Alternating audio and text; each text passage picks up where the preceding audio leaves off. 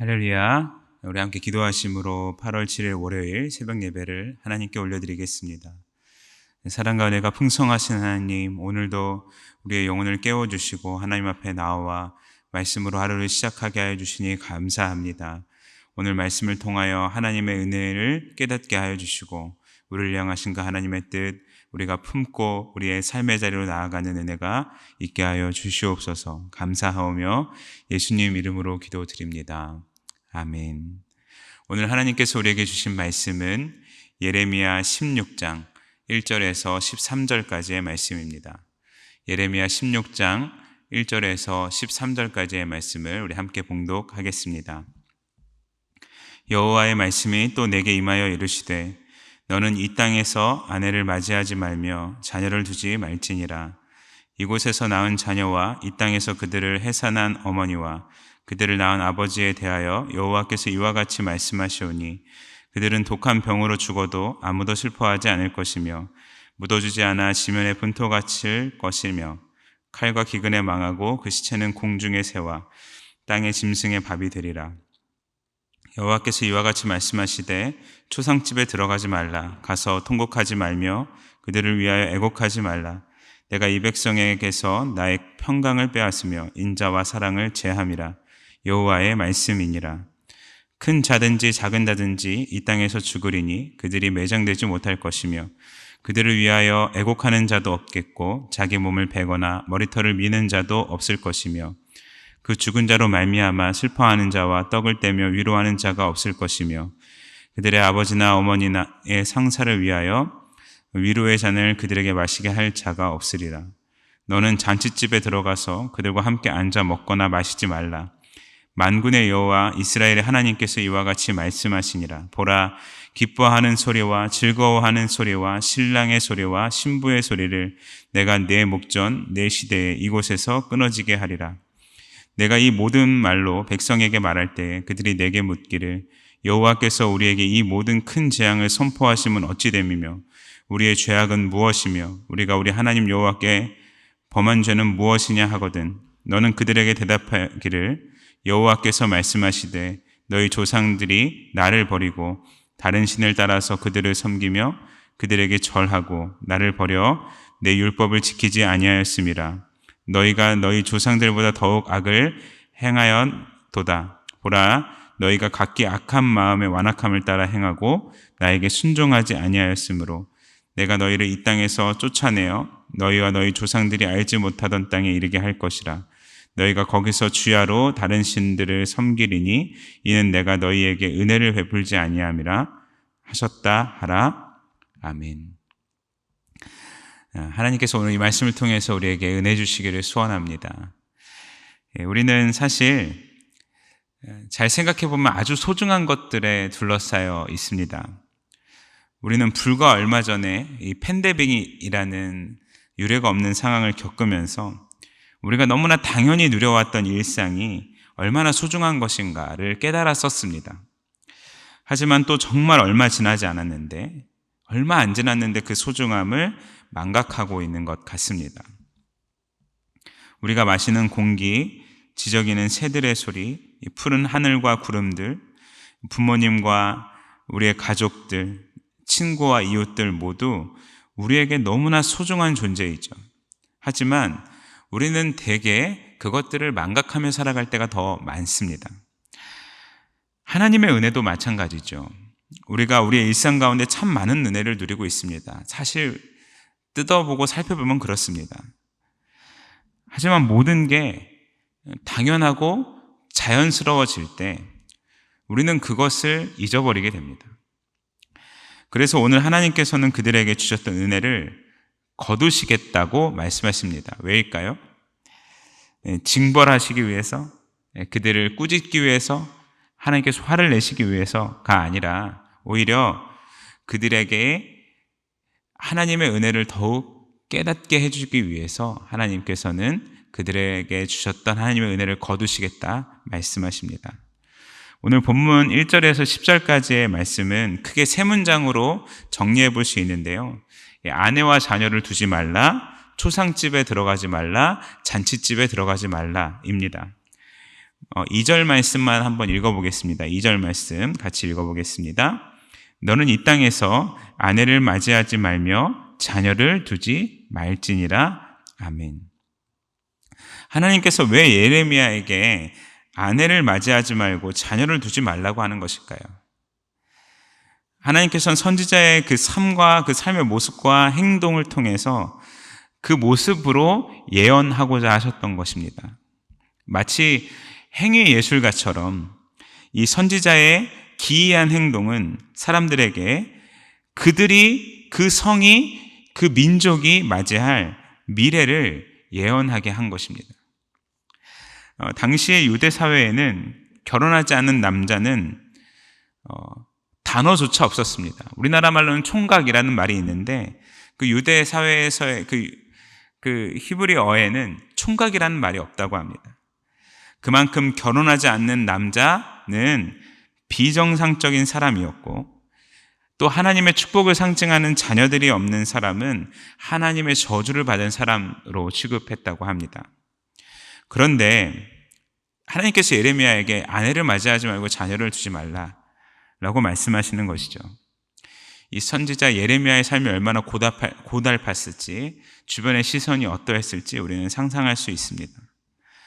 예레미야는 자신의 그 행동을 통해 이 땅 안에 있는 사람들, 즉 예루살렘 성 안에 있는 사람들이 이제 결혼하고 자녀를 갖지 못할 것임을 예언하는 것이죠. 그리고 이어지는 3절과 4절에서 자녀를 갖지도 못하지만 이제 갖지 못하게 될 것이지만 갖지 않는 것이 오히려 더 낫다, 갖는 것이 저주가 될 것임을 예언합니다. 그 상황을 알려주는데요, 독한 병이 그들에게 들이닥치고 칼과 기근이 그들을 치는 대환란이 그때가 이제 임박한 것이죠. 모두가 다 죽어나가기 때문에 묻어줄 사람이 없습니다. 사람의 시체는 그래서 하늘의 새와 땅의 짐승들이 뜯어먹습니다. 그리고 남은 것은 분토, 흙으로 돌아갑니다. 이런 심판의 때는 차라리 결혼을 안 하고 아이가 없는 것이 나을 것입니다. 생각해봐도 그렇지 않겠습니까? 그리고 두 번째로 초상집에도 들어가지 말고 애곡하지 말라라고 말씀하십니다. 이것도 마찬가지의 의미이죠. 그 대환란의 때에는 시체가 도처에 널려 있을 것인데 누군가 장례를 치른다는 것이 얼마나 우습겠습니까? 그리고 장례를 치러줄 사람조차 남지 않는 것입니다. 그래서 울어줄 사람도 없는 것이죠. 또 잔치집에 들어가서 그들과 함께 앉아 먹지 말라는 말씀도 마찬가지입니다. 이 지금 울려 들려오는 이 기뻐하는 소리, 즐거워하는 소리, 신랑과 신부의 소리가 이제 예레미야의 목전에서, 눈앞에서 그 예레미야의 살아생전에 끊어질 것이기 때문입니다. 예레미야는 앞으로 닥쳐올 그 대환란을 아무도 눈치채지 못하고 있었던, 그 평범하게 살아가고 있었던 예루살렘 성 사람들 앞에서 홀로 대환란을 맞이한 사람처럼 살아가야 했습니다. 여기에서 우리는 한 가지 질문이 생깁니다. 하나님께서는 왜 이토록 가혹한 심판을 그들에게 쏟으시는가 하는 것입니다. 정말 하나님께서 너무나 화가 많이 나신 것인가? 하나님이 이토록 감정적인 분이셨는가 하는 질문입니다. 하나님께서 지금 이스라엘 백성에게 화풀이 하겠다라고 경고하고 계신 것일까요? 아니죠. 이 하나님께서는 심판의 엄중함과 이 참혹함을 통해서 그들을 두려워 떨게 하려고 하신 것이 아니라 지금 그들이 당연하게 누리고 있었던 그들의 일상, 그것이 하나님의 은혜이며 그 하나님께서 그들에게 주시고 있는 그 하나님의 은혜가 얼마나 놀랍고 대단하고 소중한 것인지 그들이 깨닫기 원하시는 것입니다. 그래서 선지자를 먼저 대환란을 맞이한 사람처럼 보이게 해서 그들에게 알려주시는 것이죠. 결혼을 하고 아이를 낳고 또 부모님과 함께 하다가 부모님이 돌아가시고 슬픔과 후회의 눈물을 흘리고 또 다른 이웃에 함께 비슷한 슬픔을 당한 가정, 초상집에 찾아가서 그들을 위로하고 함께 슬픔을 나누고 함께 떡을 떼고 위로의 잔을 나누는 것. 또 그러다가 또 다른 사람들의 결혼식을 가고 또 잔치날도 있어서 함께 기뻐하고 즐거워하는 그 지극히 당연한 일상이 당연한 것이 아니라 기본이 아니라 얼마나 큰 하나님의 은혜였는지를 깨달으라는 것입니다. 이스라엘은 이것을 감사하지 않았어요. 그러면서 이것은 그냥 기본이니까, 깔려 있는 것이니까 그 기본 위에서 더 큰 재물과 더 큰 쾌락과 더 큰 성공을 계속해서 추구했습니다. 우상에게 가면서까지 말이죠. 그래서 지금 하나님께서는 그들이 자신들이 당연한 기초라고 생각해왔던 그 일상을 흔드시겠다고 말씀하시는 것입니다. 5절 말씀도 같은 맥락에서 이해해 볼 수 있을 텐데요. 함께 읽어보겠습니다. 여호와께서 이와 같이 말씀하시되 초상집에 들어가지 말라. 가서 통곡하지 말며 그들을 위하여 애곡하지 말라. 내가 이 백성에게서 나의 평강을 빼앗으며 인자와 사랑을 제함이라. 여호와의 말씀이니라. 아멘. 여기에서 하나님께서 빼앗겠다 말씀하시는 게 세 가지가 나오죠. 나의 평강, 인자, 사랑입니다. 성도님들, 평강은 샬롬이죠. 우리가 하나님으로 말미암아 누리는 안녕, 안정을 말합니다. 인자는 원어로 헤세드라는 단어입니다. 이 헤세드는 하나님의 그 신실하신 약속에 근거한 사랑을 말합니다. 약속과 언약의 관계 가운데 있는 사랑을 말하는 것이기 때문에 신실하고 성실한 성품을 말하는 것입니다. 그래서 이것이 부부간에 사용되면 그 부부가 자신의 부부의 연을 맺을 때 했던 그 약속을 평생토록 신실하게 지키는 그 사랑을 의미하고, 하나님과 사람 사이에서 적용될 때는 많은 경우에서 사람이 등을 돌린다 할지라도 함께 언약을 맺었던 하나님께서 그의 손목을 놓지 않으시는 신실한 하나님의 사랑을 사용할 때 쓰여지는 단어가 헤세드입니다. 그리고 여기서 마지막 사랑이라는 단어의 번역어는 리하임이라는 말인데, 이것은 특별히 많은 사랑 중에서 측은히 여기는, 연민하는 그런 사랑을 말합니다. 하나님께서 주시는 평안, 안녕과 하나님께서 하나님과의 언약을 어겨도 하나님께서 우리를 떠나지 않으시는 그 헤세드의 사랑과 우리를 궁휼히 여겨주시고 연민하시는 하나님의 사랑을 이제 하나님께서 거두시겠다는 것입니다. 이것을 들으면서 우리는 하나님 참 너무하시다 이렇게 생각할 것이 아닙니다. 오히려 하나님은 그것을 우리에게 잠깐 거두심으로 말미암아 그 평화와 인자와 사랑이 우리에게 얼마나 소중하고 또 우리의 일상을, 우리의 생명을 보존하는데 얼마나 중요한 것이었는지를 절절히 깨닫게 하겠다고 말씀하시는 것입니다. 지진이 일어나기 전에 땅이 소중한 걸 모르잖아요. 마치 그런 것처럼 말이죠.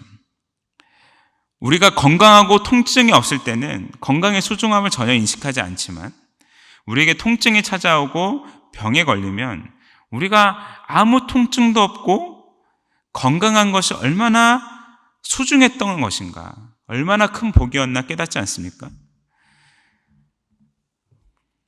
그런데 이 이스라엘 백성에 대해서 하나님이 또 예언하시는데, 하나님께서는 그 이스라엘 예루살렘 백성들이 이 소중한 하나님의 은혜를 잃어버려도 그들이 깨닫지 못할 것이다, 잃어버린다 말하여도 깨닫지 못할 것이다 예언하십니다. 10절 말씀입니다.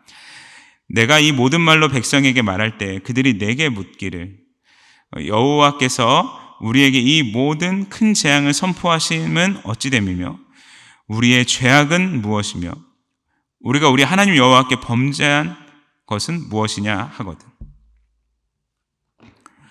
성도님, 이 예루살렘 사람들은 자신들이 당한 이 큰 공환을 통해 깨닫고 무릎 꿇고 회개하기보다는 하나님께 항의하고 있습니다. 우리가 무슨 그런 큰 죄를 저질렀는가 하는 것입니다. 하나님께서는 그들이 하나님의 은혜를 깨닫기를 원하셨는데, 그들은 지금까지 자신들이 누려왔던 이 하나님의 은혜의 소중함을 깨닫지 못했던 것이죠. 오늘을 살아가는 우리는 어떻습니까? 이 말씀을 좀 우리에게 적용해보고 마치면 좋겠습니다. 성도님들, 오늘 우리가 이제 아침에 일어나서 눈을 떠서 우리가 누릴 것이라고 기대하는 우리 하루의 이 스케줄과 일상, 정말 보장된 것이 맞습니까? 정말 나의 것이 맞습니까? 정말 나의 손아귀에서 컨트롤할 수 있는 것이 맞습니까? 아니면 하나님께서 은혜를 주시고 우리의 삶을 지탱해 주시기 때문에 우리가 덕분에 누릴 수 있는 은혜입니까? 성도님들, 이것을 깨닫는 사람이 진정한 의미에서 감사할 수 있는 사람입니다.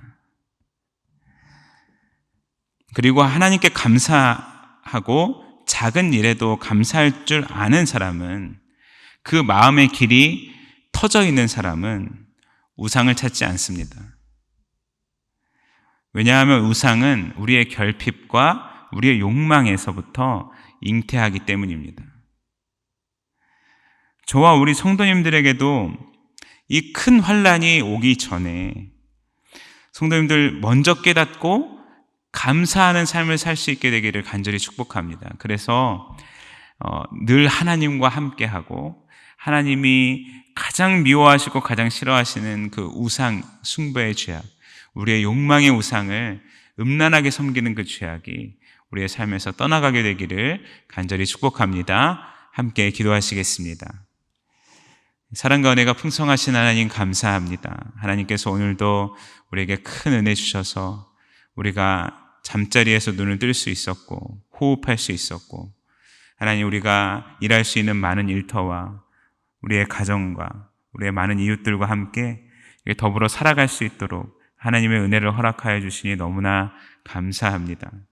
아버지 하나님, 우리의 마음에 하나님 악한 마음과 완악한 마음을 제하여 주시고 우리의 마음의 길이 하나님, 하나님의 은혜를 깨닫고 감사하는 그 마음의 길을 허락하여 주셔서 우리가 우상을 숭배하는 것이 아니라 하나님을 섬기며 하나님께 늘 감사와 찬양의 제사를 드리는 귀한 하나님의 사람들, 또 오늘 우리의 하루가 되게 하여 주시옵소서. 감사하며 예수님의 이름으로 기도드립니다.